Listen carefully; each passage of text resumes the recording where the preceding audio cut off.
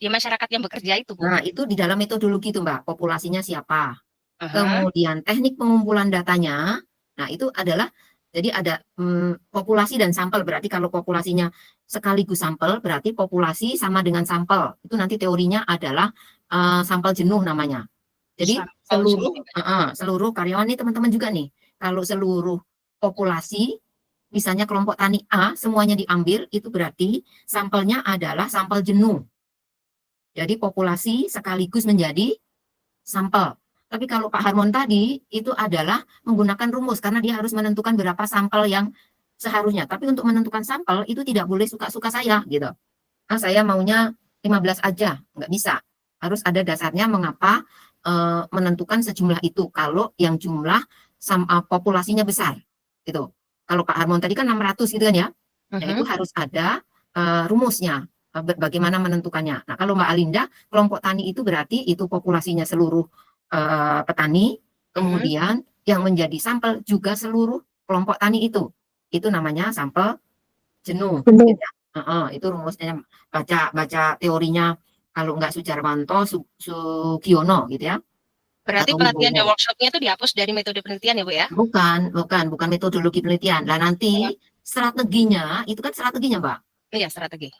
Itu adalah strateginya itu apa saja gitu. Yang kemudian strateginya itu nanti setelah di dalam wawancara itu, Mbak, dalam mengumpulkan data itu apa yang diinginkan oleh masyarakat gitu.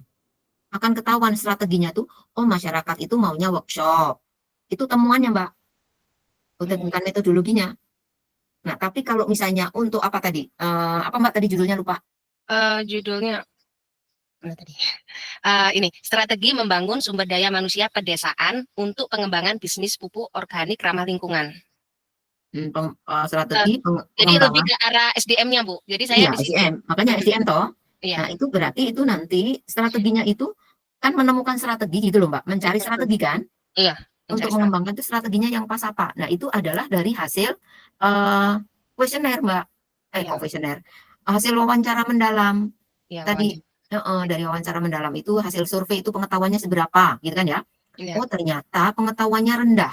Nanti jawabannya di bab 4 itu adalah berarti kalau pengetahuannya rendah itu diapain? Dikasih pelatihan. Nah, diberikan pelatihan berupa apa pengetahuan. Kalau pengetahuan berarti dia pendidikan, pengetahuannya berupa ilmunya. Nah, Iya. tapi di situ tidak hanya pengetahuannya saja, juga keterampilannya. Berarti dia pelatihan. Gitu, Mbak. Iya. Pelatihan. Nah, pelatihan yang paling cocok untuk itu apa? Misalnya workshop. Pelatihan itu sendiri itu ada banyak, Mbak. Ya, Iya. nanti tanya dosen yang mengajar manajemen pelatihan dan pengembangan. Cara melatih itu ada banyak cara. On the job dan off the job. On the job itu sendiri dibagi-bagi lagi ada banyak. Off the job-nya, nah itu mau menggunakan yang mana. Jadi semuanya harus berdasarkan teori, Mbak. Kita ngomong itu nanti menemukan strategi itu. Semuanya juga, teman-teman. Menemukan strategi itu atau apapun itu adalah nanti di bab 2, itu teman-teman di dalam tinjauan pustaka. Kalau di dalam template teman-teman itu tinjauan teori ada di bab berapa sih, lupa? Tinjauan teori itu metodologi penelitian ya, Bu? Bu, sama, beda ya, Bu? Beda. Kalau bab pertama itu uraikan alasan pentingnya proyek, kedua masalah pokok, kemudian tujuan proyek, kemudian manfaat proyek, kemudian metode penelitian, dan setelah itu daftar pustaka. Nah, itu berarti ada di latar belakang, Mbak. Oh, masuk latar belakang ya. Latar belakang di dalam metodologi itu juga dasarnya menggunakan teori-teori loh ya. Tidak boleh suka-suka. Misalnya bagaimana menentukan sampel, mengapa menggunakan metode kualitatif. Kualitatif, deskriptif kualitatif itu ada teorinya apa itu, gitu ya. Cari Deskriptif. definisinya apa gitu. Untuk ini Bu, untuk alasan penting proyek ini mau dikoreksi Bu ya. Proyek ini berangkat dari fenomena meningkatnya kebutuhan untuk beralih ke praktek pertanian berkelanjutan di pedesaan, terutama dalam produksi pupuk organik. Masyarakat pedesaan seringkali kurang memiliki pengetahuan dan keterampilan yang diperlukan untuk beradaptasi dengan perubahan ini. Dengan memfokuskan upaya pada pengembangan SDM, proyek ini bertujuan untuk memberdayakan masyarakat agar dapat mengelola sumber daya pertanian mereka dengan lebih efektif dan ramah lingkungan. Pembangunan kapasitas ini tidak hanya akan meningkatkan keterampilan teknis, tetapi juga akan meningkatkan kesadaran akan pentingnya keberlanjutan dalam praktek pertanian. Oke, bisa, Mbak. Terus masalah pokoknya, Bu. Masalah utama yang dihadapi adalah kurangnya pengetahuan dan keterampilan dalam pengelolaan sumber daya pertanian yang berkelanjutan, terutama dalam produksi dan penggunaan pupuk organik. Kesenjangan ini membuat masyarakat pedesaan terjebak dalam siklus ketergantungan pada pupuk kimia yang merusak lingkungan dan berdampak negatif pada kesehatan tanah. Selain itu, rendahnya akses terhadap pelatihan dan informasi terkini menghambat pengembangan SDM yang kompeten di bidang pertanian organik. Aduh, gatal banget. Nggak fokus. Tadi saya mau cut mumpung nggak lupa gitu, tapi Mbak Alindanya bablas aja. Yang mana, Bu? Yang ini. Kesenjangan ini membuat masyarakat pedesaan terjebak dalam siklus ketergantungan pada pupuk kimia yang merusak lingkungan. Stop, Mbak. Ya. Mengatakan merusak lingkungan itu jangan hanya sekedar kata-kata. Apa dasarnya? Itu yang disebut ilmiah itu di situ loh, Pak. Nah, merusak ilmiah itu mengambil referensi. Cari referensinya. Apa mengatakan bahwa pupuk kimia itu adalah merusak lingkungan. Jadi yang disebut ilmiah itu apa yang kita katakan itu ada dasarnya, bukan pendapat kita. Gitu. Mahasiswa S1 itu menulis itu dengan cara meminjam pendapat para ahli. Nah, gitu. Apapun ya, teman-teman ya. Nanti nulis itu jangan sekedar yang menurut pendapat saya, bukan, boleh, tapi pendapat teman-teman itu harus didukung oleh teori, gitu. Semuanya, apa yang nggak mungkin merusak lingkungan itu, kita mengatakan merusak lingkungan itu apa buktinya? Kita nggak punya ilmunya, gitu kan ya? Kita kan nggak punya ilmunya tentang itu. Terus Mbak, lanjut Mbak. Mbak Linda, wah sama dia hilang. Ya, Bu, sudah Bu. Ya. Jadi ini tadi yang merusak lingkungannya itu ditambah menurut para ahli gitu ya, Bu ya? Teorinya apa yang mendasari mengatakan itu, sebagaimana yang dikatakan oleh siapa, sebutkan teorinya apa gitu, merusak lingkungannya seperti apa kerusakannya. Nah, itu dengan mengutip tambahkan di situ. Dengan mengutip, oke. Lalu ini Bu, tujuan proyek Bu. Tujuan proyek itu saya buat ada 3, Bu. Satu, mengembangkan keterampilan teknis masyarakat pedesaan dalam produksi pupuk organik ramah lingkungan. 2, meningkatkan pengetahuan dan kesadaran masyarakat tentang praktek pertanian berkelanjutan melalui program pelatihan dan penyuluhan. 3, mendorong kolaborasi antar anggota komunitas untuk membentuk kelompok belajar dan usaha bersama dalam produksi pupuk organik. Nah itu tujuannya yang seperti di dalam judul belum termasuk itu, Mbak. Yang seperti ya? Judul tadi apa coba? Judulnya apa tadi? Kembali lagi. Judulnya strategi membangun sumber daya manusia. Strategi berarti apa? Menemukan strategi untuk menemukan strategi. Bla bla bla gitu. Untuk menemukan strategi. Strategi pengembangan tuh kan. Strateginya nanti akan ketemu toh strateginya apa. Itu kan judulnya itu harus dijawab gitu dalam apa itu bab 4 ya. Berapa itu? Dalam pembahasan itu apa? Bab berapa? Bab berapa jatuhnya ya? Uraikan alatan. 3, masuk bab 3 ya? Masalah pokok bab 3. Bab 3, Bu. Berarti untuk menemukan strategi itu masuk yang keempat atau yang pertama, Mbak? Yang pertama ya? Oke. Lalu ini Bu, manfaat proyeknya Bu. Manfaat proyeknya 1, peningkatan keterampilan dan kapasitas SDM pedesaan dalam memproduksi. Dulu Mbak, kalau manfaatnya sama dengan tadi. Oh, dari tujuan tadi ya? Iya. Terus tinggal ditambahkan apa yang kira-kira bagi masyarakat, bagi apa itu kan itu tadi di dalam tulisan itu sendiri. Nah, kemudian ditambahkan manfaat yang lebih luas lagi apa gitu bagi masyarakat atau bagi peneliti selanjutnya apa gitu. Oke, oke Bu, terima kasih Bu. Ya. Pak Roni izin live tadi nggak bisa. Ada lagi?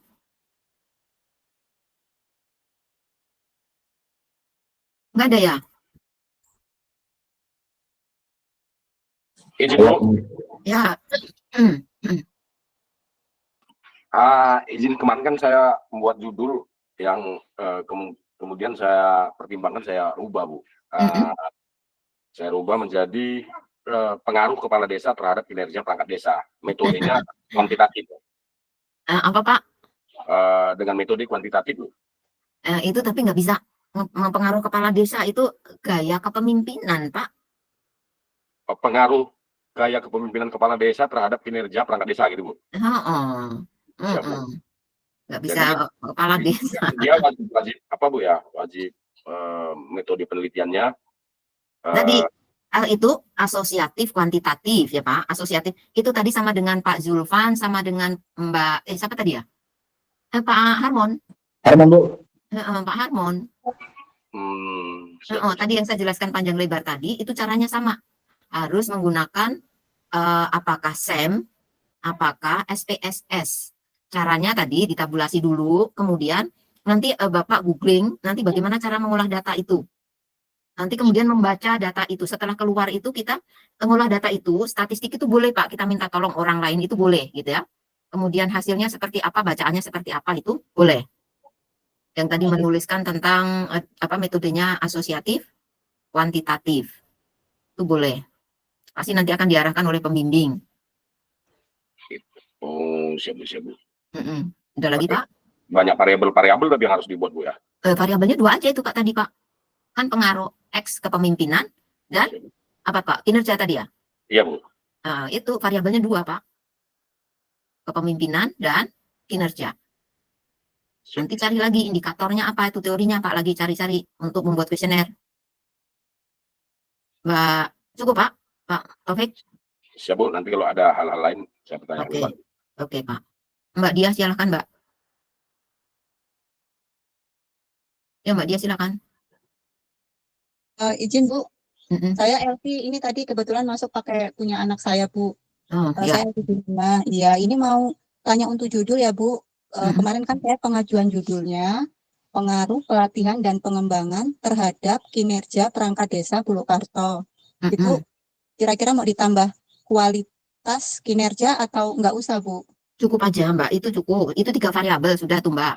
Pelatihan dan pengembangan. Pelatihan dan pengembangan ya tadi ya? Ya, pelatihan dan pengembangan. Pelatihan dan pengembangan itu sudah pelatihan 1 variabel, pengembangan 1 variabel, kemudian kinerja 1 variabel. Itu 3 variabel Mbak. 3 variabel ya Bu, siap Bu. Sama, nanti berarti itu asosiatif kuantitatif. Asosiatif. Kemudian analisisnya adalah deskriptif dulu. Nanti dari setiap kuesioner itu yang menjawab, misalnya variabel X1 itu yang mana berarti Mbak? Pelatihan, gitu ya? X1 itu ya, misalnya nanti yang jawab pelatihan, semuanya ya, yang tadi Pak Taufik, Pak Harmon, itu misalnya nanti akan dideskripsikan yang menjawab setuju dari 1 pernyataan itu berapa orang. Itu baru deskriptifnya dulu. Dari semua, dari ada 3 variabel dari masing-masing kuesioner, dibuatkan tabelnya Mbak. Kan ada 5 ya nanti ya? Ada 5 pernyataan dengan skala Likert, yaitu sangat setuju, nanti coba cari sangat setuju, kemudian apa itu? Netral, tidak setuju, dan sangat tidak setuju gitu. Itu cari Mbak, cari, jangan ngikutin saya, itu nanti Likertnya menggunakan teorinya siapa lagi kita tidak bisa tanpa teori ya. Terus kalau variabel X2-nya pengembangan. X2-nya sama juga begitu Mbak. Nah, ini sama tuh dengan Pak Taufik dan Pak Harmon, dan yang kemarin tuh Pak siapa ya, Pak Agus apa sih yang ada Pak Agus itu. Nah itu juga ini banyak yang ini ya nggak bisa join ya karena kendala. Kemudian kalau untuk alasan Bu, alasan pentingnya proyek ini dilaksanakan ini kemarin sementara saya masih jawabnya banyaknya tuntutan pekerjaan bagi perangkat desa yang semakin kompleks dengan penggunaan sistem keuangan dan administrasi desa yang menggunakan aplikasi. Maka penting dilakukan penelitian di mana perangkat desa sangat membutuhkan pelatihan dan pengembangan. Nah terus nanti itu masalahnya itu kinerjanya Mbak. Ya. Itu di samping itu jadi bicaranya kinerjanya dulu Mbak. Kinerjanya itu kurang memadai atau buruk gitu ya. Setelah tahu kinerja. Nah ini diduga, yang survei itu mengatakan itu loh, diduga karena mereka itu pengetahuan dan keterampilannya kurang dalam hal penggunaan teknologi yang tadi Mbak maksud. Ya.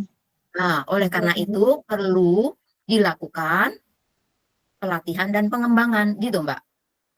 Oke, siap Bu. Terima kasih Bu.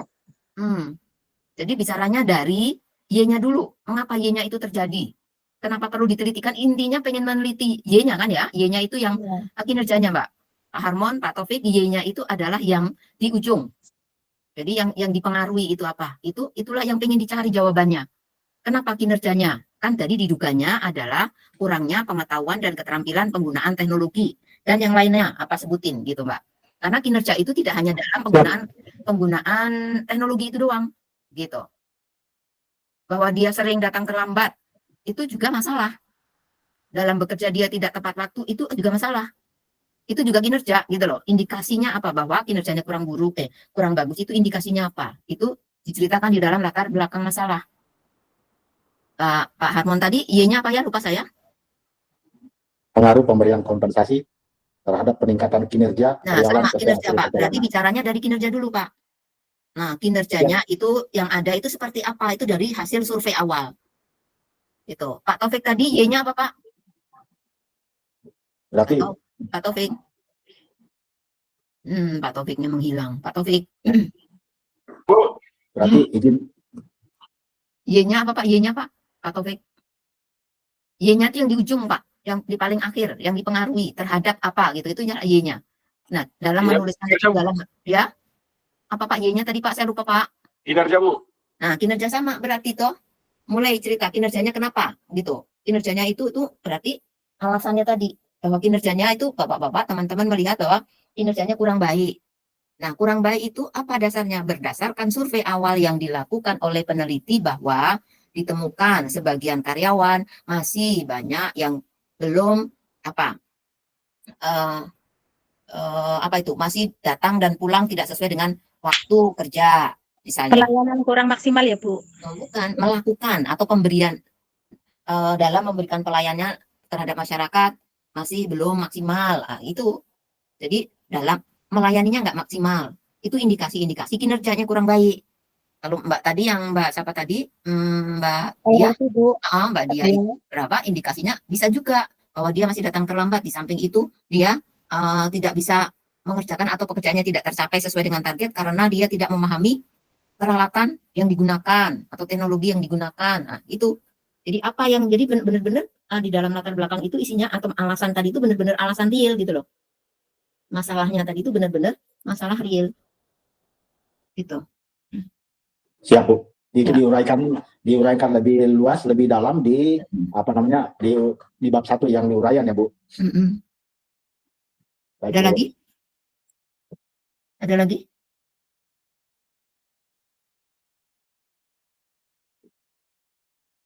Halo, sudah semuanya ya? Ya beres. Teman-teman masih ada yang ditanyakan? Ini yang ikut 47 kok. Dan yang bertanya itu tidak semuanya loh yang mengajukan judul juga. Izin Bu, maaf. Ya Pak Chandra, muncul nih pendatang baru Pak Chandra.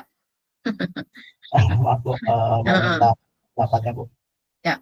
Judul proyek saya analisis kebutuhan SDM dalam Kebutuhan proses apa Pak? Maaf, kebutuhan apa Pak? kebutuhan SDM Bu, sumber daya manusia dalam proses pengembangan bumi desa bersama Niaga Lestari RKD Kecamatan Pleres. Analisis kebutuhan. Ya Bu. Nah, analisis kebutuhan itu berarti nanti Pak, Bapak harus membandingkan antara ketersediaan. Jadi mengapa butuh ini diberikan alasan dulu Pak. Mengapa butuh? Mengapa butuh itu diuraikan dulu sebabnya apa. Kemudian nanti kalau benar karena misalnya karena mau apa tuh Pak? Alasannya kira-kira kenapa Pak butuh Pak? Karena ada pengembangan Bu. Ada pengembangan apa? Bidang apa Pak? Pengembangan usaha. Apa Pak? Pengembangan bidang usaha Bu. Oh, pengembangan bidang usaha. Nah, berarti pengembangan bidang usaha berarti butuh orang. Oke. Terus orang yang di dalam itu cukup enggak? Kalau ada, berarti kita membandingkan ketersediaan orang-orang yang ada dengan kebutuhan. Apakah setelah dibandingkan nanti, ternyata surplus Pak. Ternyata hanya orang ini yang perlu dikelola aja, nggak perlu. Nanti keputusannya itu adalah persediaan orang yang ada sama dengan kebutuhan. Jadi berarti tidak melakukan, itu hasil analisis, Pak. Jadi jawabannya itu berarti kebutuhan sama dengan ketersediaan. Berarti tidak melakukan apapun. Itu hasil analisis. Hasil analisis keduanya, nanti hasilnya harus itu, Pak. Hasil analisis keduanya, setelah dibandingkan ketersediaan dan kebutuhan, ternyata surplus orang. Meskipun mau mengembangkan usaha, ternyata orang yang ada jumlahnya sudah cukup. Baik keahlian maupun jumlah orangnya. Surplus. Kalau kelebihan orang, berarti justru harus melakukan apa? Perampingan atau downsizing, Pak. Perampingan struktur. Satu. Yang kedua, pengurangan jam kerja. Pengurangan jam kerja itu apa sih? Caranya apa? Apakah dari 8 jam dijadikan 7 jam? Enggak begitu. Pengurangan jam kerja itu adalah dengan cara misalnya Sabtu kerja menjadi Sabtu itu libur. Atau tidak ada lembur. Itu pengurangan jam kerja. Itu atau menawarkan pensiun dini. Itu termasuk dia adalah mengurangi apa itu? Tadi karena surplus tadi caranya adalah menawarkan pensiun dini. Nah, kalau kurang berarti hasil analisisnya adalah ternyata ditemukan setelah dibandingkan kebutuhan dan ketersediaan itu ternyata kurang. Nah, kalau kurang berarti melakukan apa, Pak? Rekrutmen. Nah, analisisnya apa? Perlu melakukan rekrutmen. Setelah melakukan rekrutmen itu dilakukanlah seleksi. Seleksi ini Bapak nanti harus bicara tentang analisa apa? Job analysis dan job specification. Job spek. Itu harus melakukan itu dulu yang kemarin kita bahas itu loh ya. Nah, itu baru bisa dilaksanakan, Pak. Itu teori-teori yang nanti harus digunakan, Pak Chandra. Itu bisa, bagus. Itu teori-teori yang harus digunakan. Silakan, Pak Chandra. Iya, Bu. Baik, Bu. Jadi sebetulnya gini, Bu. Kebetulan ini tempat kerja saya.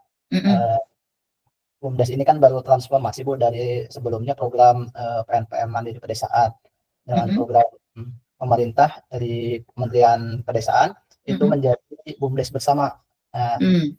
Yang tadinya hanya satu usaha simpan pinjam, sekarang harus mempunyai usaha lain setelah ada modal dari desa-desa.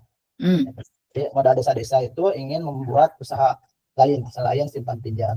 Nah, itu jadi permasalahan di BUMDesma ya saya angkat itu, Bu.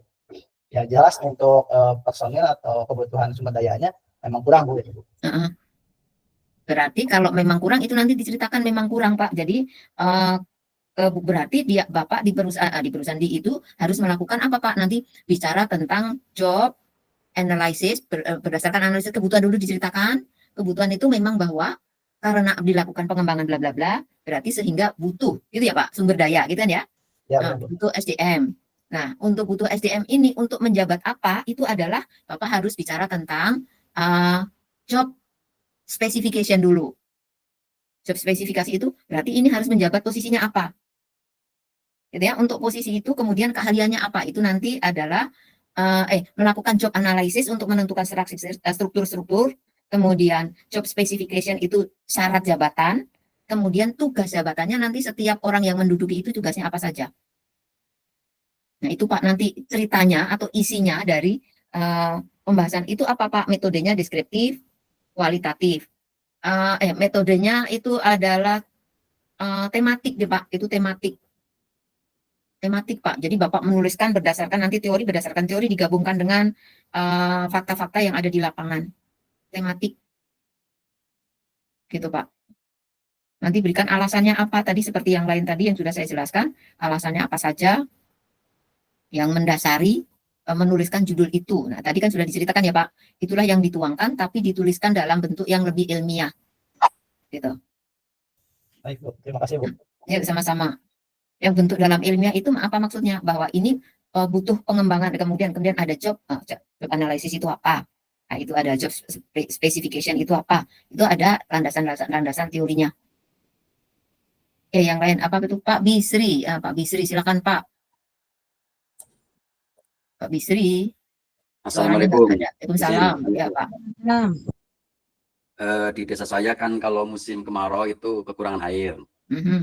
kebetulan pengelola air itu dikelola oleh BUMDes. Mm-mm. Ada masalah-masalah pada pengelolaan tersebut seperti pembagian air yang tidak merata, terus ada konflik, kadang ada perusakan pada pipa oleh masyarakat gitu kan. Mm. Saya mau mengambil judul strategi penataan pengelolaan air bersih BUMDes, gitu masuk nggak Bu? Bisa penataan apa Pak? Pengelolaan air bersih. Bisa itu nanti air bersih. Nanti air bersih itu ceritanya apa ya Pak? Air bersih. Air bersih dari sumber mata air terus di lewat pipa terus dikelola oleh BUMDes tersebut. Jadi enaknya judulnya apa ya?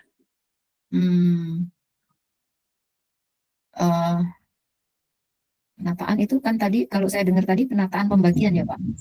Ya, pembagian. Penataan mungkin tidak hanya penataan pembagian, tapi ada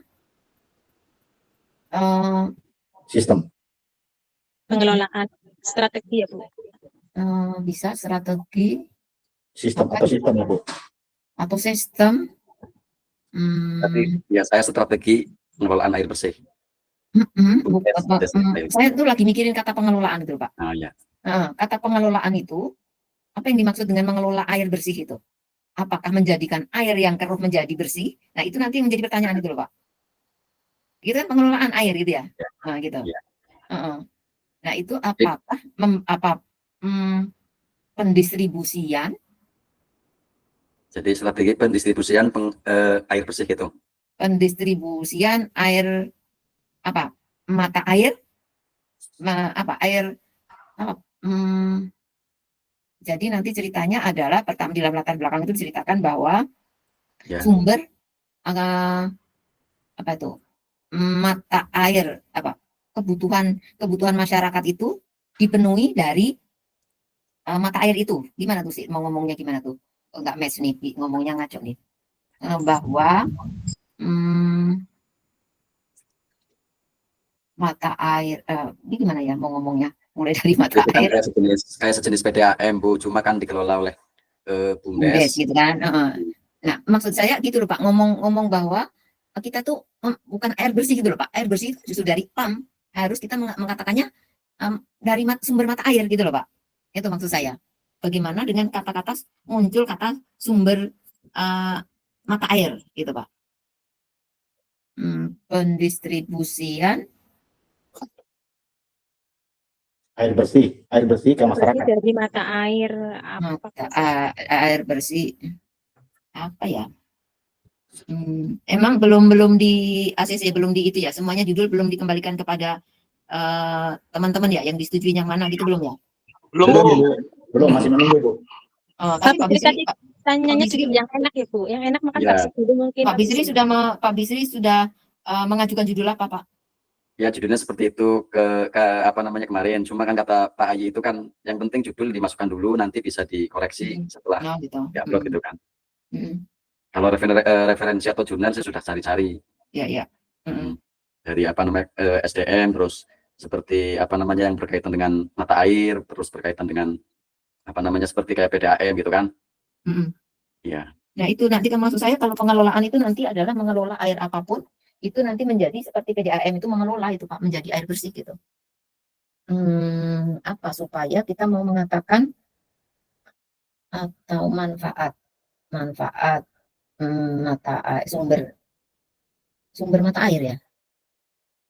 Pendistribuan sumber mata air. Air dari mata air. Ngaco deh. Apa Pak? Apa ya mata air pengelolaan? Nanti saya cari lagi, saya WA Ibu aja ya Bu ya. Coba apa Pak? Pengelolaan mata air. Kan artinya sudah tinggal pembagian ke masyarakat ya Pak Bisri ya, punten Pak. Iya itu kan sudah berjalan, terus dari sumber juga sudah jalan. Cuma kan kadang ada ketidakmerataan ke masyarakat, ada kadang rebutan gitu kan, karena pengelolaannya kurang pas. Pembagiannya kadang ada yang lancar, ada yang macet gitu kan. Akhirnya timbul konflik, kadang perusakan dari masyarakat, ada yang buka tanpa masuk ke kilometer itu kan. Oh itu kilometer juga ya Pak? Rusak itu ya Pak? Jadi meskipun ini pakai kilometer ya? Iya tetap itu dikelola terus berbayar itu kan. dan Hmm. pembayarannya yang mengelola itu BUMDes. Iya, iya, iya. Tetap ada pembayaran setiap bulan. Itu Pansimas bukan sih Pak Bisri? Pansimas seperti itu ya, cuma Sekarang karena Pansimas dikelola ya? oleh BUMDes kan. Ya, ya maksud. Emang di situnya, kalau di situnya disebutnya apa, Pak?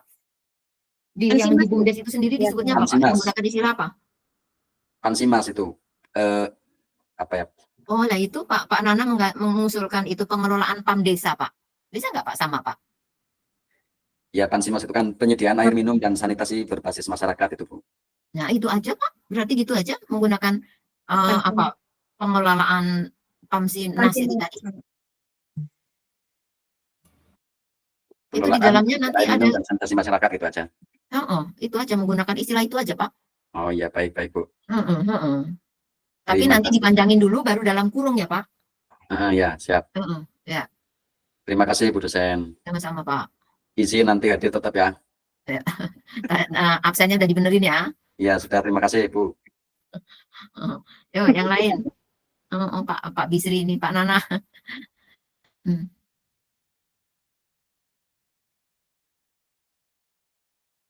Yo, tadi ada saran Pak Nana, bisa dipertimbangkan, silakan. Itu ada Izin, chat Bu. 21. Yuk, silakan yang mau ngomong siapa? Saya, Bu. Ya, Pak Zulfan. Pak Zulfan baru nongol. Tadi hilang ya, Pak? Iya, tadi ada yang telepon, Bu. Oh, begitu. Aduh, saya lagi menjelaskan hal yang sama tadi itu supaya nggak ngulang ya, Pak Nana. Pak siapa? Pak Zulfan. Silakan Pak Zulfan. Begini, Bu. Kemarin itu kan judul saya itu nggak ada pengaruhnya, Bu. Nah, kenapa sekarang jadi pengaruh? Memang nggak ada pengaruhnya, Bu. Tapi kemarin itu kan ini ada yang kurang ini. Tapi memang belum ada balasan dari Pak Ai. Sekarang saya ini, Bu, saya kulik-kulik gitu kan. Jadi seperti ini dia kira-kira, Bu. Strategi peningkatan kinerja SDM perangkat desa melalui analisis SWOT di pemerintahan desa. Ya nggak apa-apa, bisa Pak. Nah, ini yang bawahnya, ini uraian singkatnya, Bu. Nah, kemarin udah saya bacain juga. Baru terdapat kesenjangan keterampilan di antara pegawai. Yang dimaksud kesenjangan di situ adalah apa, Pak? Realitas dengan harapan. Realitasnya bahwa sebenarnya karyawannya nggak bisa kerja. Nah, di situ misalnya apa disebabkan oleh apa harus menggunakan Microsoft Word pun nggak bisa ya, Pak. Nah, itu namanya kesenjangan. Nah, betul nih bahwa tidak bisa mengoperasikan komputer. Iya, Bu. Gitu, Pak. Aduh, kok ini lari. Baru, nah ini Jangan grogi Pak Zulfan. iya. Berdasarkan observasi awal ditemukan masalah sebagai berikut. Ada manajemen dan kepemimpinan yang lemah, keterbatasan keterampilan dan keahlian aparatur desa, dan sebagian pegawai kurang disiplin. Nah, tujuan proyeknya itu, Bu, dari proyek analisis SWOT ini adalah untuk mengidentifikasi kekuatan, kelemahan, peluang, dan ancaman atau threat terkait sumber daya manusia di pemerintahan desa Pangkalunang. Dengan memahami faktor-faktor ini, proyek bertujuan untuk merumuskan strategi yang tepat dalam meningkatkan kualitas, produktivitas, dan kinerja SDM, sehingga dapat mendukung pencapaian tujuan pembangunan desa secara lebih efektif. Bagus, Pak. Manfaatnya itu, Bu, manfaat ini bagi pemerintahan desa adalah untuk dapat meningkatkan kinerja pegawai dengan memaksimalkan kekuatan yang ada dan mengatasi kelemahan dan dalam pengelolaan SDM. Selanjutnya, yang kedua, hasil analisis ini dapat digunakan untuk menyusun program pelatihan dan pengembangan SDM yang lebih terarah dan sesuai dengan kebutuhan. Yang ketiga, dengan memanfaatkan peluang yang diidentifikasi, desa dapat menciptakan kebijakan atau program baru yang mendukung pertumbuhan dan pelayanan masyarakat. Yang keempat, untuk mitigasi risiko, proyek ini membantu desa dalam mengantisipasi dan mengurangi dampak ancaman yang mungkin mempengaruhi kinerja organisasi. Ya, intinya dari SWOT itu masing-masing SWOT S-nya itu apa toh? Strength. Nah, kekuatannya harus diceritakan, Pak. Kekuatannya desa ini itu apa? Gitu, Pak. Nah, kemudian apa dari masing-masing SWOT, SWOT itu masing-masing harus dijelaskan. Di sini tadi Bapak yang ini, Pak, yang 4 itu masuk apa enggak, Pak? Manfaatnya tadi. Kalau kalau memiliki kekuatannya apa, kemudian manfaatnya apa? Gitu, Pak. Nanti apa tujuannya ada untuk meningkatkan kekuatan atau memanfaatkan kekuatan yang dimiliki desa. Untuk apa? Jelasin gitu. Tuh di dalam, jadi harus dimasukkan ke dalam kata SWOT itu harus terjawab di dalam manfaat, Pak. Gitu. Bahwa misalnya optimalisasi peluang itu berarti dalam rangka apa ini? Itu yang mana? Apakah itu masuk ke mana, Pak? Coba, Pak. SWOT itu, SWOT itu, Pak. Mana Pak Julfan? Halo Bu. Ya, itu kan Ya. ada yang manfaat proyek gitu ya Pak. Ya Bu. Manfaat proyek itu harus mendasarkan pada 4. Strength itu apa manfaatnya dengan kekuatan yang dimiliki. Kemudian weakness-nya itu kemudian diubah menjadi kekuatan. Itu dengan cara apa? Di situ dijawab Pak. Gitu. Oh ya. Kemudian O-nya apa Pak? Opportunity Bu. Nah, tadi kan Bapak ngomong tuh peluang kan ya. Nah, peluang dengan peluang yang ada itu mau diapain? Gitu. Berarti Siap, Bu. SDM-nya harus ditingkatkan atau apa gitu ya Pak. Siap, Ada Bu. peluang itu berarti apa yang bisa dilakukan? Nah, gitu. Terus T-nya apa Pak? Threat Bu, ancaman. Ya, ancaman. Nah, kalau ada ancaman, apa yang harus dilakukan? Nah, gitu. Itu adalah nanti di dalam apa Pak? Solusi dalam desain apa itu? Di dalam menjawab setelah metodologi itu. Ini kan Bapak menggunakan desainnya deskriptif, kuantitatif, teknik pengumpulan datanya adalah wawancara dan apa Pak? Coba turunin Pak. Wawancara, observasi, dan analisis dokumen. Tekniknya analisis tematik atau SWOT. Kemudian ini kemarin yang bukunya itu ya Pak. Ini sudah bagus sih Pak. Iya Bu, belum berhasil saya ini buat mendelenya. Bawahnya cari judulnya apa tadi Pak? Judulnya Pak? Kan tinggal nyari juga analisis SWOT-nya itu siapa? Gitu ya Pak. Analisis SWOT. Judulnya adalah kecil amat. Nah, Pak, cari kinerja, buku tentang kinerja. Mana banyak banget kok, Pak. Saya ketik aja ya nih. Buku tentang kinerja misalnya. Buku tentang penulis buku kinerja. Penulis buku tentang kinerja. Coba. Pasti akan ketemu banyak. Judul buku ya, lupa. Judul buku tentang kinerja, gitu Pak, nyarinya Pak. Oh, siap Bu, siap. Judul buku dan penulisnya tentang kinerja, gitu Pak. Pasti akan muncul Pak. Banyak nanti Bapak sampai kewalahan mencari itu. Kasih batasan lagi tahun Pak. Buku, siap. Buku judul dan pengarang kinerja tahun dari tahun sekian sampai sekian. Jadi yang nanti yang akan muncul yang tahun yang dicari itu. Oke, jadi nggak pengaruh ya Pak, nggak pengaruh. Siap Bu. Ya, bagus Pak. Baik Bu, terima kasih. Ya sama-sama. Ini yang lain-lainnya ini berarti sudah pada beres ya? Beres sih nggak apa-apa, alhamdulillah. Nanti kita ini setelah UTS semuanya presentasi masing-masing. Jadi nanti latar belakangnya seperti apa? Kan kita judul mata kuliah kita adalah riset dan seminar kan ya? Iya Jadi Bu. sekarang ini adalah teorinya sebelum dengan UTS. Setelah UTS nanti adalah presentasi. Siap Bu dosen. 1 sampai dengan 3. Atau yang ada di template itu yang diseminarkan. Yang template kita Bu. Menuliskan latar belakang itu seperti apa gitu ya? Pak Chandra tadi sudah. Pak Edi Mulyono, apa kabar Pak Edi? Udah nulis belum Pak? Hadir Bu, baru nulis yang template-nya aja Bu. Bagian judulnya apa Pak Edi? Bentar Bu, saya cek dulu. Kita judul itu harus melekat di otak kita loh ya. Nggak boleh nggak tahu judul kita itu apa. Jadi biar dipikir terus gitu. Nggak lupa. Soalnya kalau nanti nggak dipikir itu nanti nggak ditulis-tulis. Iya Bu. Nggak nulis sehari itu nanti malas itu menjadi sehari, seminggu, sebulan, setahun. Gitu. Ya, kemarin yang sempat saya sampaikan di Zoom itu Bu, yang konsul sama Ibu. Apa Pak Edi? Peningkatan kapasitas sumber daya manusia generasi Z melalui pemanfaatan digital marketing oleh Rumah BUMN Purbalingga. Emang karyanya di sananya adalah anak-anak generasi Z ya Pak? Ya, di sana ada kegiatan bootcamp rutin gitu, Bu. Satu kegiatannya selama 1 bulan. Itu biasanya yang direkrut lulusan-lulusan SMK baru sama gitu. kirim PKL dari SMK. Oke. Jadi Oke. memang anak muda. Ya. Yang penting jangan mengatakan generasi Z, tapi di sananya nggak ada gitu loh, Pak.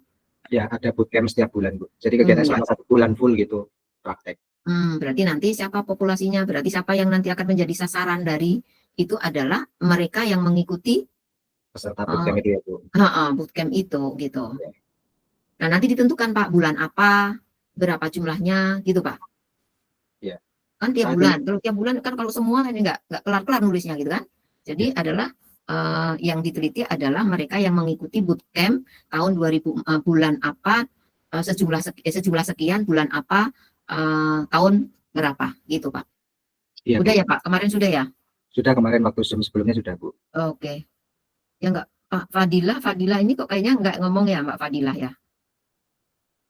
Pak Final, judulnya sudah. Pak Frans, apa kabar Pak Frans? Udah beres ya Pak Frans? Selamat malam Bu dosen. Malam. Sedikit agak aman Bu dosen. Ya?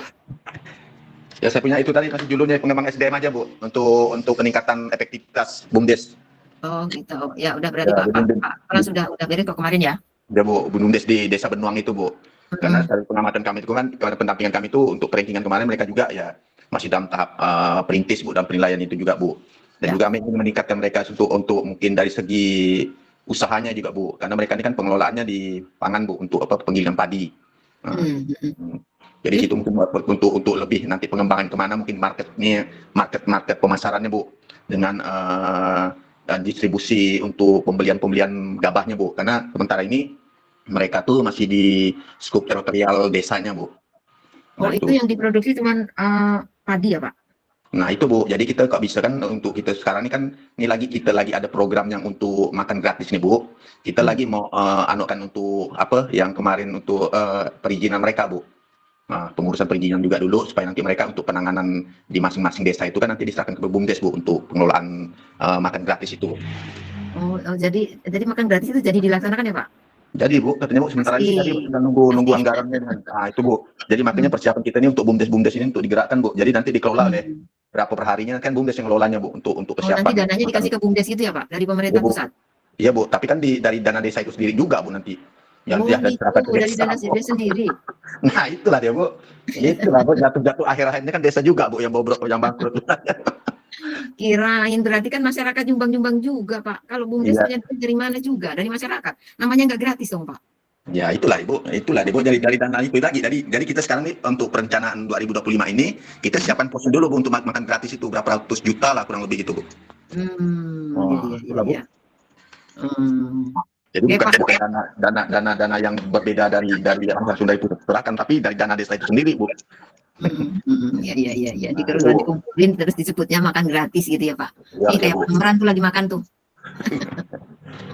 Gratisnya Amran makan apa Pak Amran? Enggak Bu, lagi inilah Bu, untuk kerjaannya Bu mau sertifikasi juga. Udah selesai ya? Ya Bu, lagi rating sertifikasi nih tahun 2025 ganti menteri kan, ganti Bu. Ganti bos Bu. Ganti bos, ganti kebijakan ya Pak? Itu yang takut kan Bu. Nih Pak Andi nih, tunjuk jari Pak Andi silakan. Bu dosen izin, kebetulan ini mohon maaf tadi keluar masuk jaringannya, sekarang terlempar keluar. Nah ini Bu dosen mumpung nggak rame lagi nih, saya mau nanya yang saya ini. Yang saya mengambil judul pengembangan usaha BUMDesa melalui pengelolaan potensi hasil tangkap nelayan desa air Menduyung. Gimana Bu dosen? Nggak apa-apa, bisa Pak. Pengembangan usaha kan ya? Pengembangan usaha ya Pak? Iya, pengembangan usaha. Nah, itu metode penelitian apa Bu dosen? Itu tematik itu Pak. Oh tematik ya?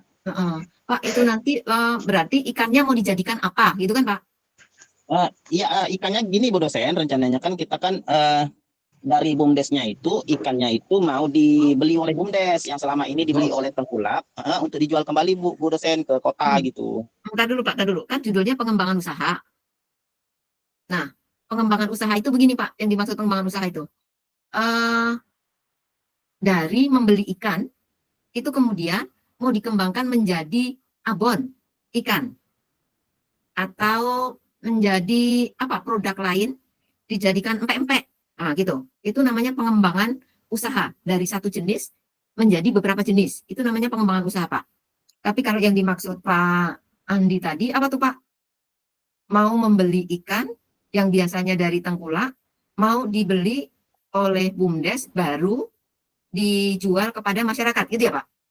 Iya, dibeli ke nelayan langsung. Selama ini kan tengkulak yang beli Bu dosen, terus dijual ke kota gitu, ke gudangnya, ke gudang di kota gitu, di ibu kota provinsi dan ibu kota kabupaten. Jadi gimana judulnya, Bu? Pak, itu nanti berhadapan dengan tengkulak itu, kalau misalnya membuat tantangan dan peluang, kan tadi soalnya menghadapi tengkulak itu sudah dipikirkan belum, Pak? Nanti bisa nggak dialihkan dengan mulus ke BUMDes, Pak? Menurut BUMDesnya bisa, Bu. Bisa ya. Karena gini Bu dosen, karena gini, kemarin kan BUMDesnya minta fasilitasi sama saya untuk untuk proposal pengembangan usaha mereka, karena mereka itu mau mengembangkan usaha di bidang jual beli tadi. Nah, untuk proposalnya itu sudah kita buat, itu sekitar penyertaan modalnya itu berkisar di 200-an juta. Nah, 200 juta, termasuk kayak freezer gitu kan, kayak mobil juga, mobil operasional mereka gitu. Gitu Bu dosen. Pak Andi mau tanya boleh, Pak? Itu BUMDesnya mau jadi agen maksudnya, Pak Andi? Distributor. Distributor, Bu, Pak. Jadi distributor, Mbak. Iya, karena yang biasa yang beli itu kan dia jual langsung ke gudang. Jadi dia BUMDesnya maksudnya memutus di situ. Memutus mata rantai itu ya, Pak, supaya harganya nggak mahal gitu ya? Iya, gitu Bu dosen. Harga antara dari nelayan ke masyarakat itu nggak jauh bedanya gitu loh. Iya, kalau untung dan masyarakat ini memperoleh ikan segar dengan harga yang memadai gitu ya. Iya Bu dosen. Mohon maaf Bu dosen, agak bising karena nyari sinyal. Mereka beli ke nelayan dengan harga yang agak tinggi sedikit. Nah, untuk dijual kembali ke gudang langsung Bu dosen. Karena di gudang itu kan dia sistemnya kan dari gudang itu langsung bawa ke kota Bu dosen gitu. Nanti di kota kan jadinya menjadi mahal banget. Padahal dari petani murah kan gitu. Iya Bu dosen. Apa ya Pak? Peningkatan apa ya? Peningkatan usaha atau gimana Bu dosen? Sebenarnya pengembangan dan peningkatan sama sih. Maksud saya itu pengembangan usaha ya, itu bukan pengembangan usaha gitu loh maksud saya. Pengembangan usaha itu BUMDes sudah punya usaha. Kemudian dia mungkin ini Bu dosen, mungkin peningkatan pendapatan usaha BUMDesa mungkin. Oh bisa, nah itu malah pas Pak. Oh iya, metodenya apa Bu dosen? Ya itu nanti deskriptif kualitatif sih Pak. Atau tematik bisa juga Pak. Oh itu, iya. Itu nanti jadi gini, apa tadi Pak judulnya juga Pak? Tadi Pak? Peningkatan pendapatan? Peningkatan pendapatan usaha BUMDesa melalui pengelolaan BUMDes melalui pengelolaan potensi hasil tangkap nelayan desa air menduyung. Nah, begitu bagus Pak. Jadi, oh iya, ini metode tadi apa Bu dosen? Deskriptif apa tadi? Deskriptif kualitatif. Kualitatif ya. Oh iya. Oke, makasih Bu dosen. Yuk sama-sama. Nanti aku tanya lagi kalau saya sudah mengembangkan ini. Siap. Ya. Makasih Bu dosen. Ya. Nggak ada, udah ya. Pak Arman makan apa sih? Kayaknya enak bener dari tadi Pak Arman. Saya Bu. Lagi dong Pak Arman. Ya Bu, lagi makan malam ini Bu. Saya Bu. Siapa Mbak? Silakan Mbak. Mbak Ani. Ya apa tuh Mbak ini nggak bisa kedengeran. Amran, tolong di mute dulu Pak Amran. Coba Mbak ini ngomong lagi. Kedengeran nggak Bu? Kedengeran nggak? Ya, masih berisik tapi lumayan. Silakan. Pertama Bu, mau ngingetin Ibu untuk yang referensi yang mau dikirimin ke saya terkait dengan judul saya yang kemarin. Profesionalitas ya Mbak. Ya. Terus yang kedua, ini terkait judul saya ini terdapat ada berapa variabel Bu? Apa coba diulangi lagi?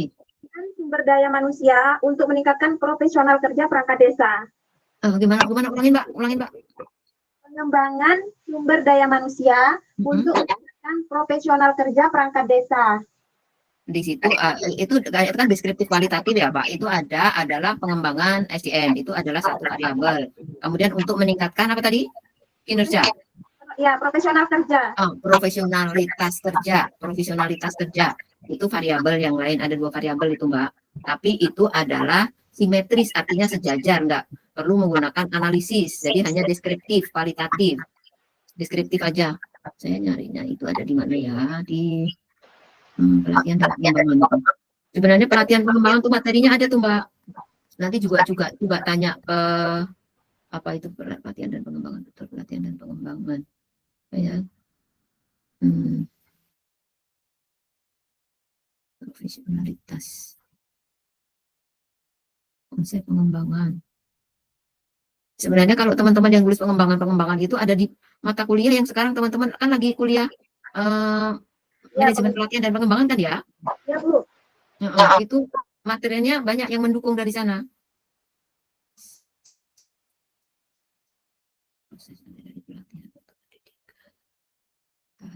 Tujuan pengembangan.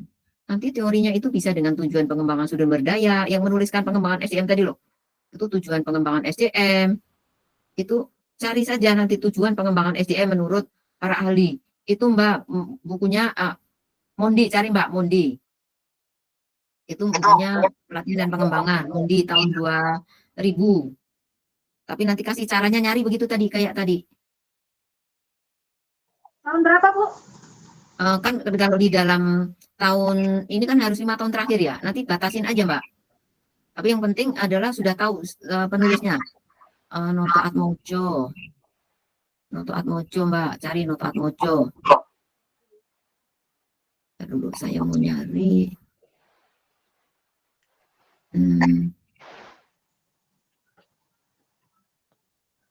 Profesionalitas di mana ya?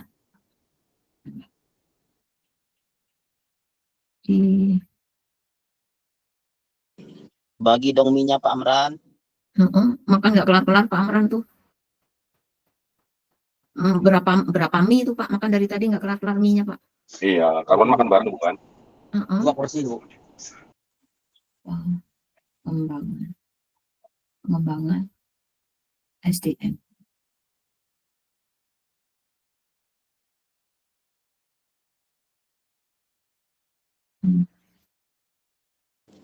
Kalau dosen yang meriksa nanti Bu dosen Sulistyo ini pasti enak loh, kan kita kan udah nyambung dari awal kan Bu dosen kan? Ya enggak lah, nanti semua juga enak juga Pak. Iya maksudnya kan untuk kelas B ini udah Bu dosen aja gitu kan, enggak nanti nggak mungkin Bu dosen nanti itu nanti dosen kan lain satu lagi gitu kan. Enggak, nanti itu satu dosen itu hanya kebagian berapa mahasiswa, cuman paling banyak 10 atau 5 Pak. Ya udah aku Bu dosen aja salah Nggak satunya. bisa milih. Oh, nggak bisa ya? Nggak bisa milih Pak.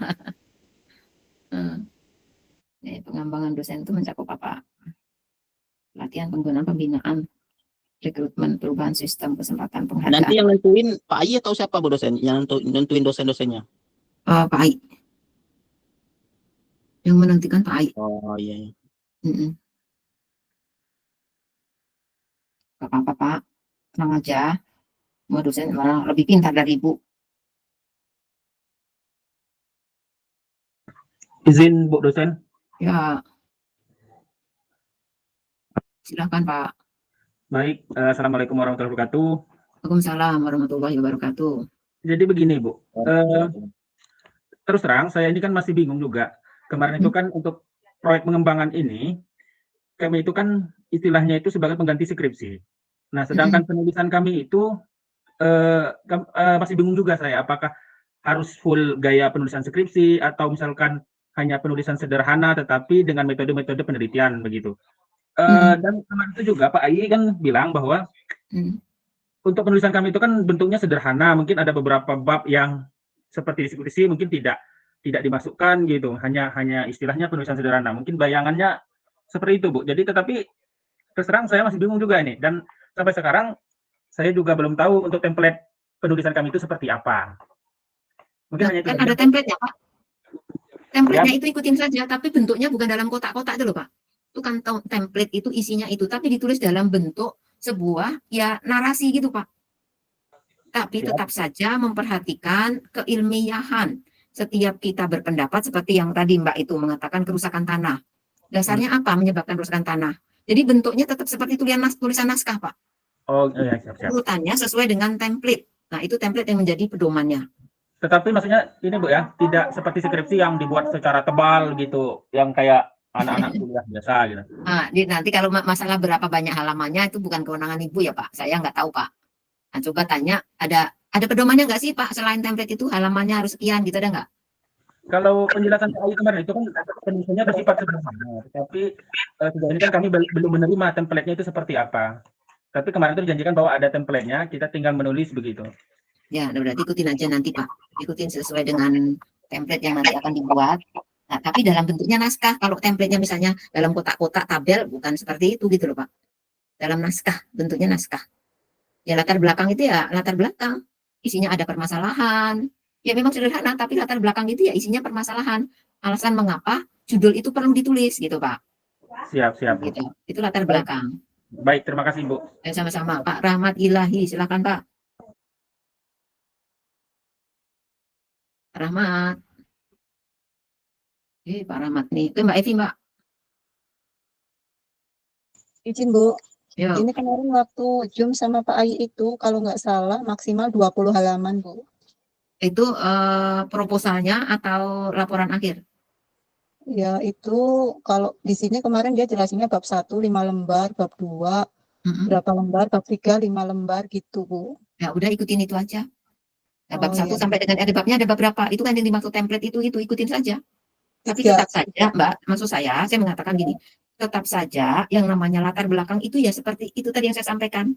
Itu isinya itu. Nah, nanti bab 2 itu isinya apa? Kan tetap ada metodologi. Nah, metodologi itu apa? Nah, dari mana? Menggunakan metode apa? Itu harus menggunakan referensi. Itu Pak, Mbak.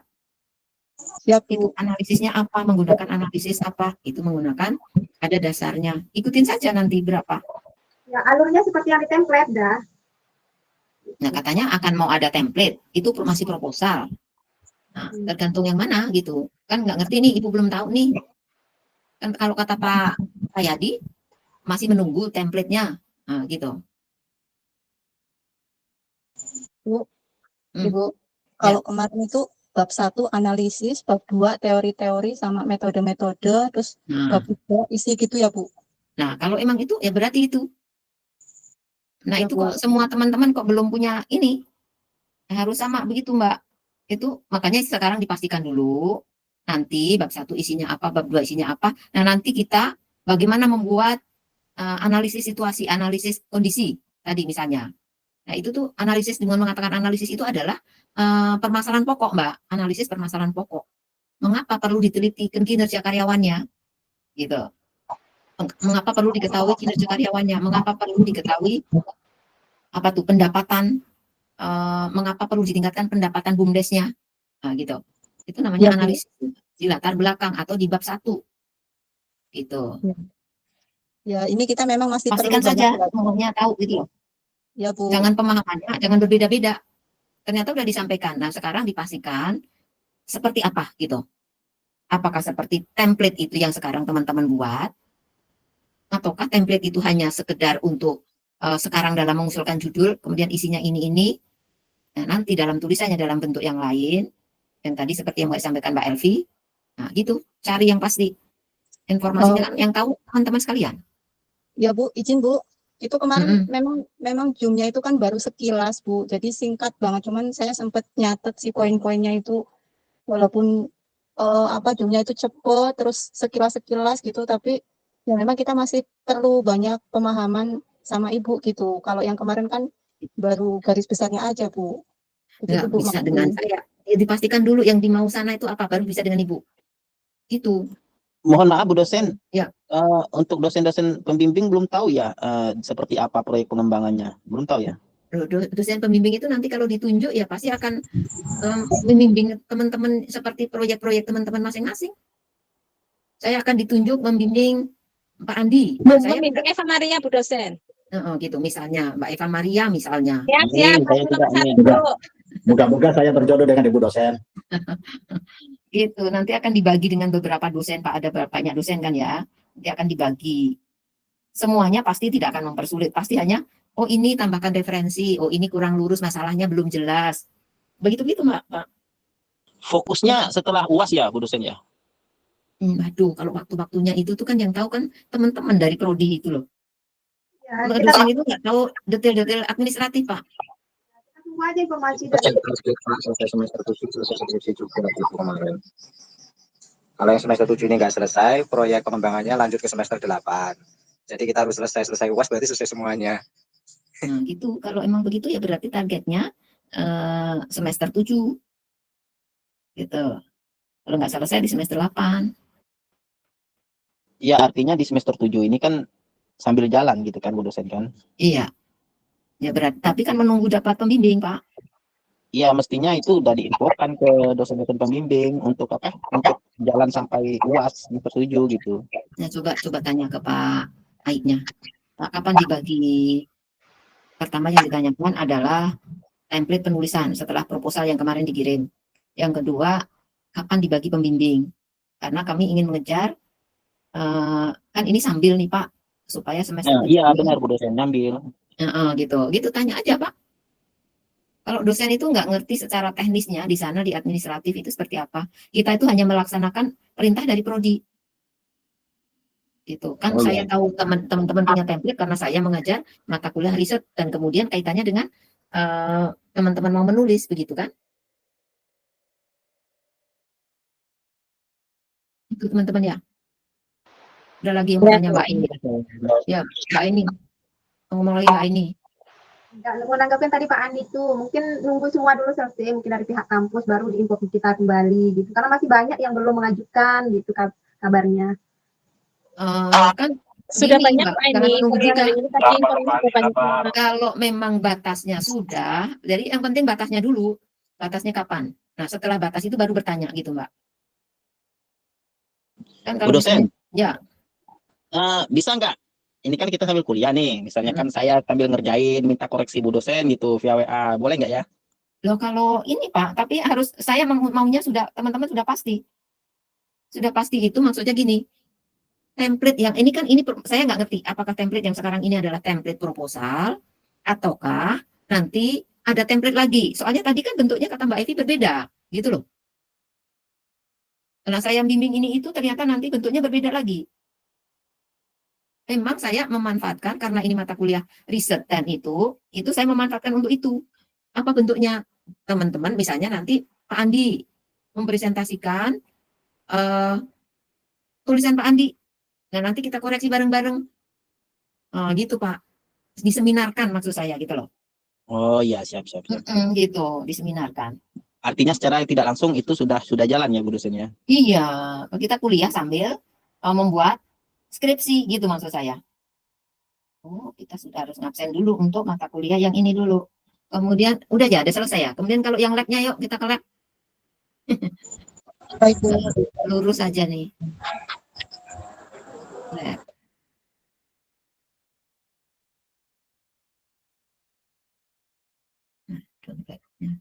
Labnya udah saya kirim di itu juga ya. Labnya tuh kemarin apa ya? Kemarin itu yang ditugasinya apa? Mana sih lab?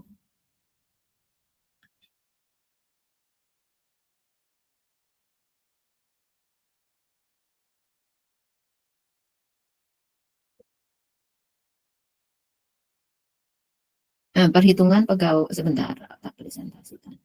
Kalau ini bentuknya Word nggak bisa saya buat itu. Presentasi ini mana? Gedein. Presentasikan. Baca sendiri sebenarnya gampang ini.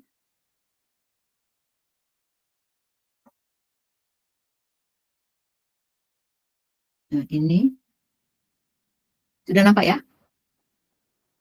Sudah nampak? Ya. Sudah Bu. Ya, itu adalah kebutuhan pegawai tadi yang kebutuhan pegawai tadi Pak.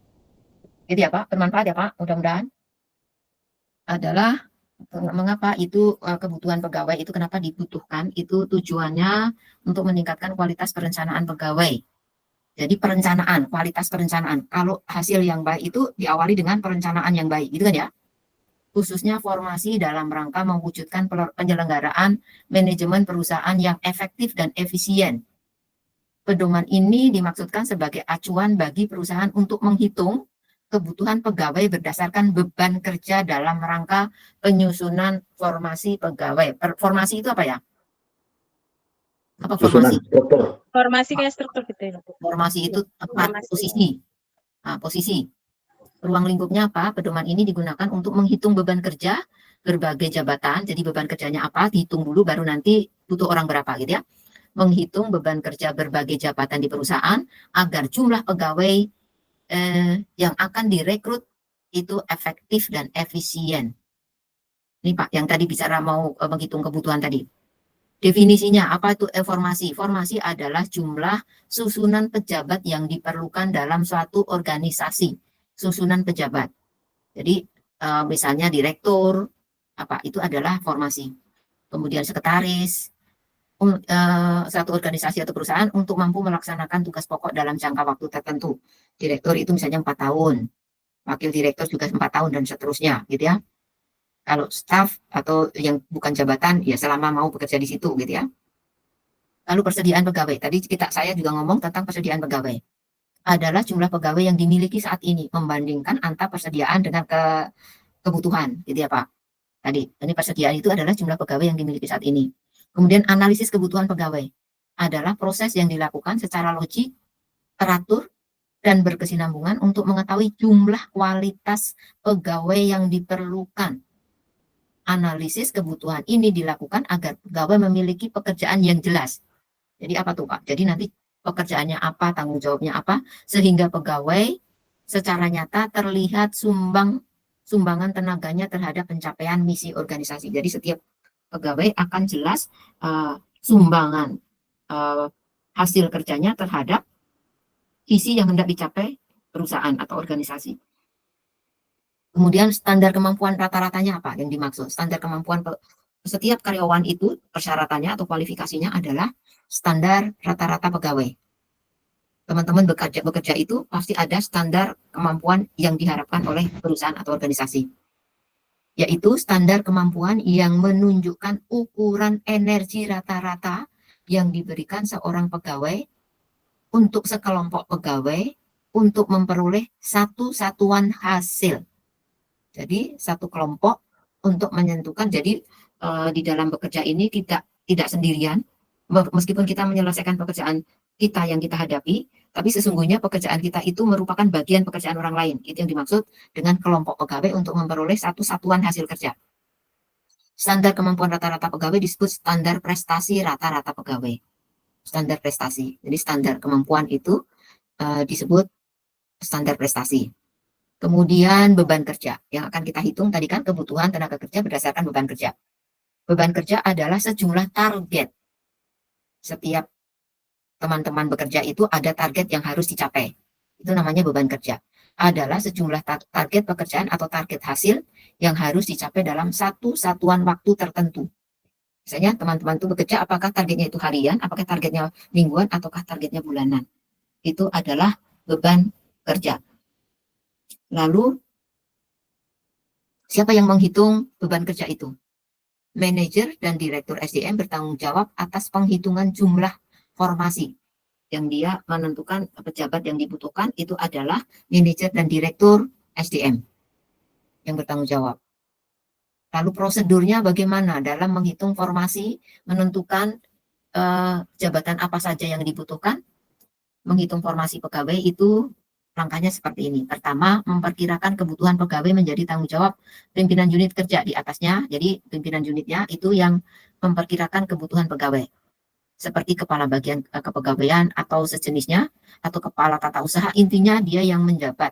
Itu yang menentukan atau memperkirakan kebutuhan pegawai. Perkiraan kebutuhan itu didasarkan atas apa? Didasarkan atas beban kerja.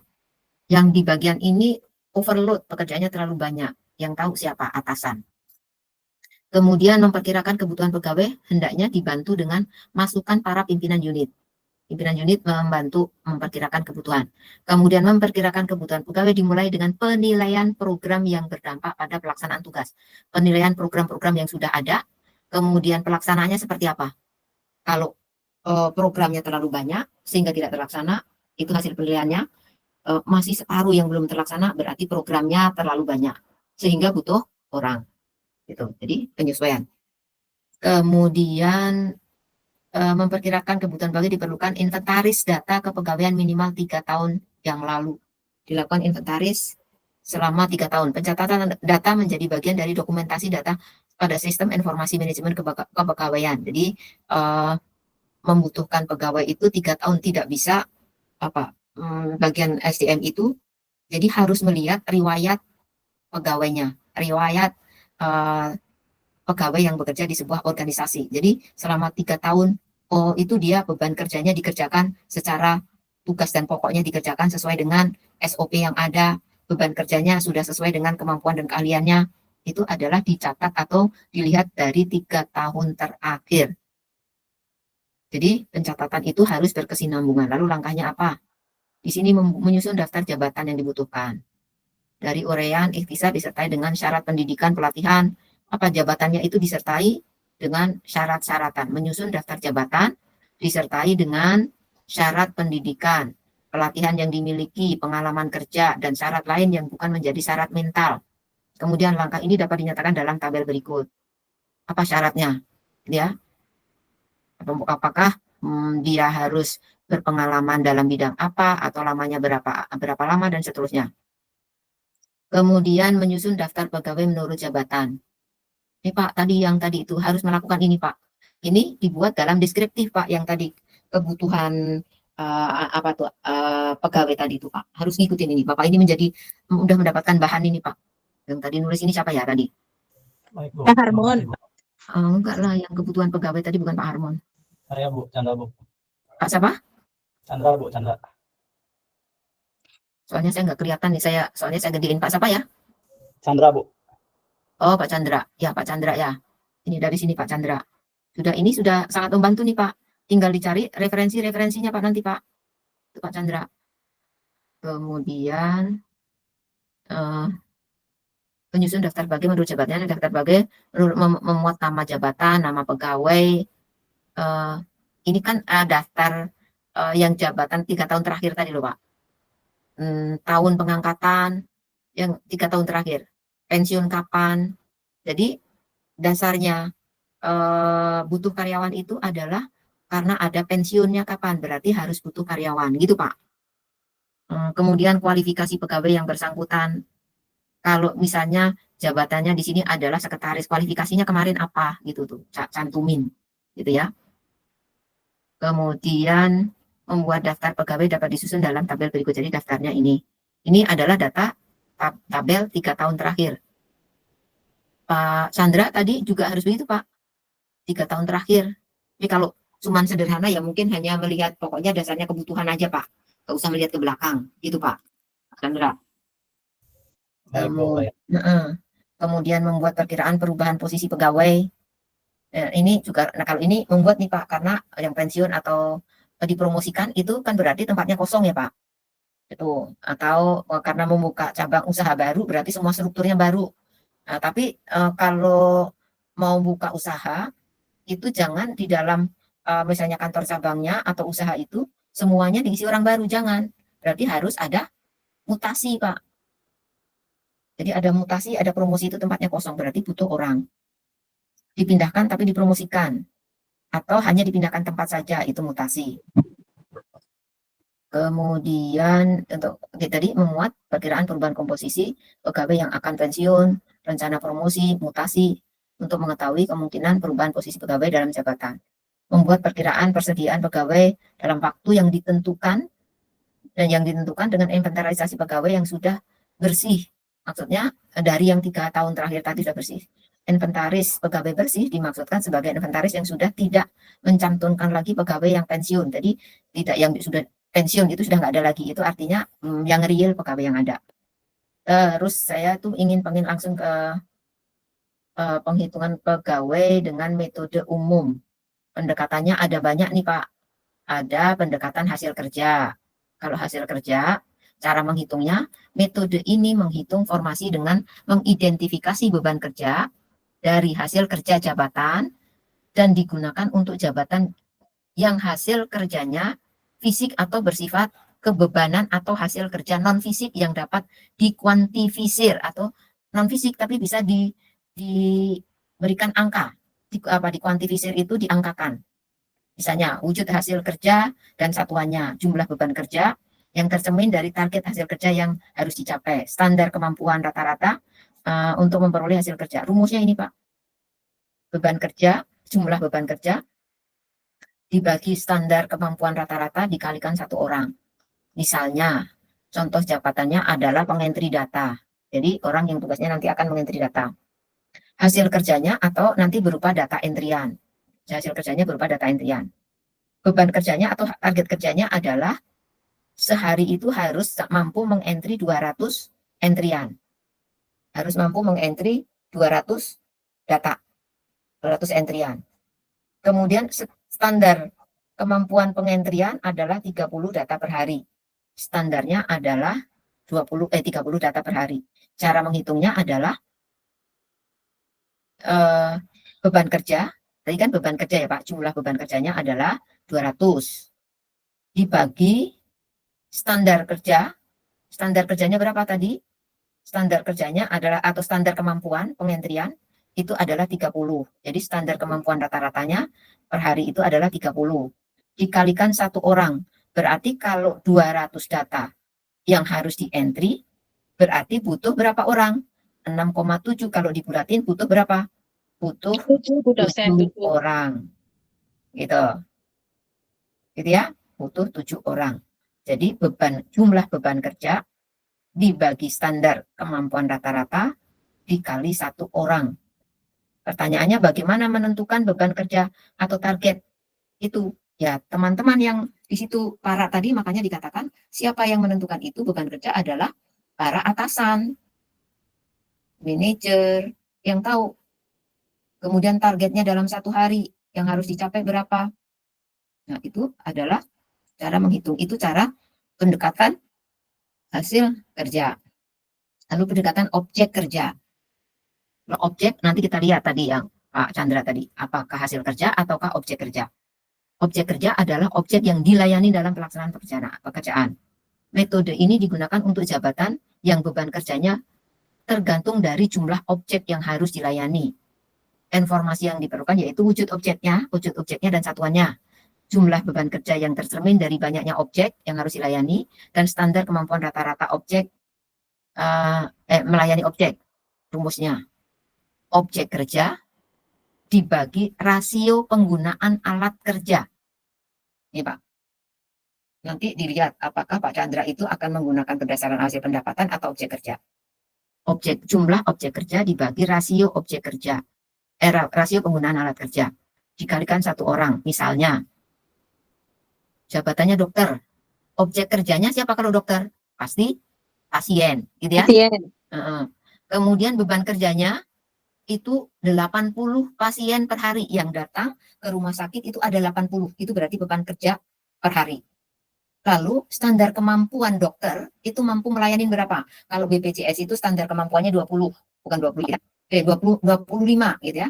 Standar kemampuan pemeriksaan pasien itu 25. Berarti jumlah objek kerjanya adalah 80 dibagi 25 standar kemampuan pemeriksaan, standar penggunaan alat kerja gitu ya. Dikalikan 1 orang, berarti berapa butuhnya? Dokternya 3 saja dalam 1 hari. Itu pendekatan berdasarkan objek kerja. Yang kemudian yang ketiga pendekatan peralatan. Tadi objek kerja, sekarang peralatan. Peralatan kerja adalah peralatan yang digunakan dalam bekerja. Metode ini digunakan untuk jabatan yang beban kerjanya bergantung pada peralatan kerja. Misalnya mesin gitu ya. Satuan alat kerja. Kemudian jabatan yang diperlukan untuk pengoperasian alat kerja. Jumlah alat kerja yang dioperasikan. Rasio jumlah pegawai per jabatan per alat kerja. Atau RPK. Singkatan dari apa? Rasio per Penggunaan alat kerja. alat kerja, rasio per alat kerja, Pak. Kemudian jumlah peralatan kerja dibagi rasio penggunaan alat kerja dikali 1 orang. Di sini contohnya adalah bis angkutan pegawai. Satuan alat kerjanya adalah bis. Kemudian jabatan yang diperlukannya adalah pengemudi bis. Pengoperasian alat kerjanya adalah kernet bis. Montir. Kemudian jumlah alat kerjanya 20. Ya, alat kerja yang dioperasikannya adalah 20. Rasio pengoperasiannya adalah 1 pengemudi, pastilah 1 pengemudi 1 bis. Nggak mungkin 1 pengemudi 2 bis gitu ya. 1 kernet 1 bis. Montirnya tapi 1 montir 5 bis. Lalu berapa jumlah pegawai yang dibutuhkan dalam mengoperasikan 20 bis? Rumusnya adalah jumlah bis dibagi 1 bis itu tadi apa? 1 bis itu apa tadi? Rasio pengoperasian alat. Satuan Gitu ya. alat kerja. Nah, rasio pengoperasian alat. 20 bis dibagi 1 bis dikalikan 21 orang. Ya tentu kalau bis gampang hitungnya. Ya pasti dibutuhkan sopirnya 20 orang. Kernetnya dibutuhkan berapa? Nggak usah pakai rumus itu pun akan mudah kita menghitung.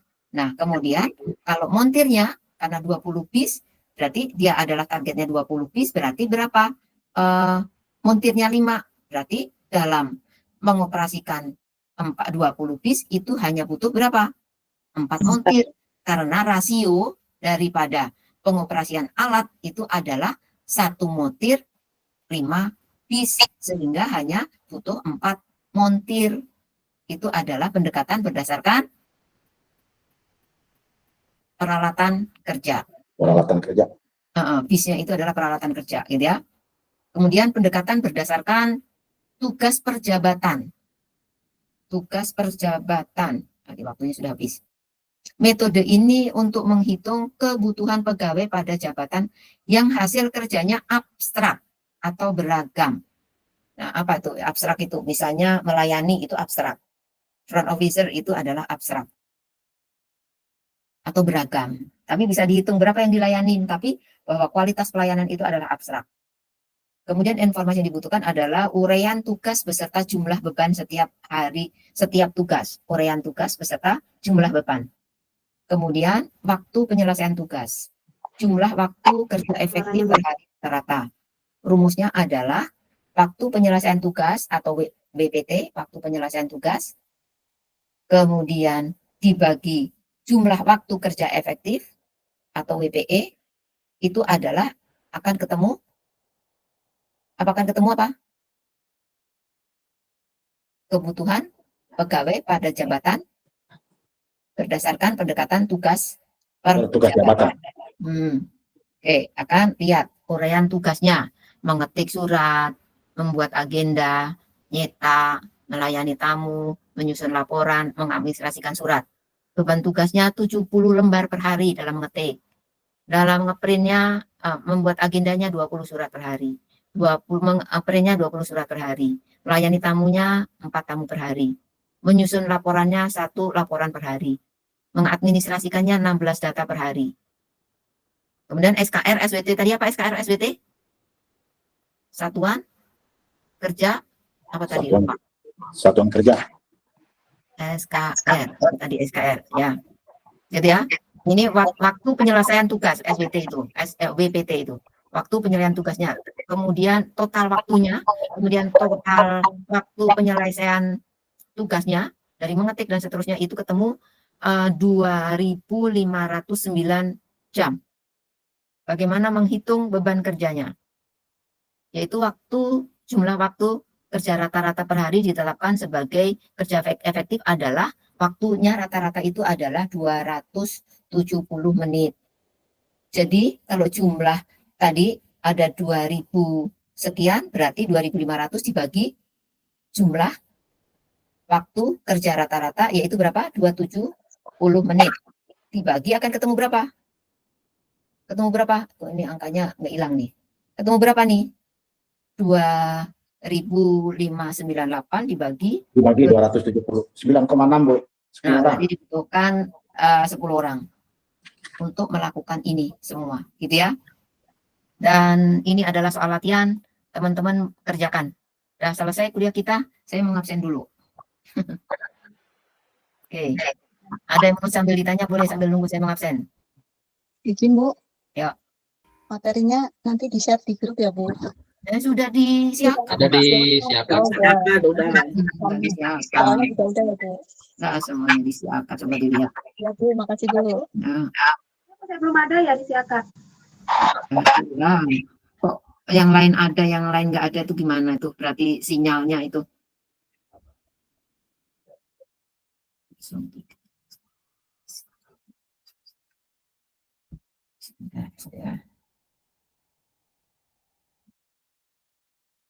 Siakat Mbak, bukan e-learning.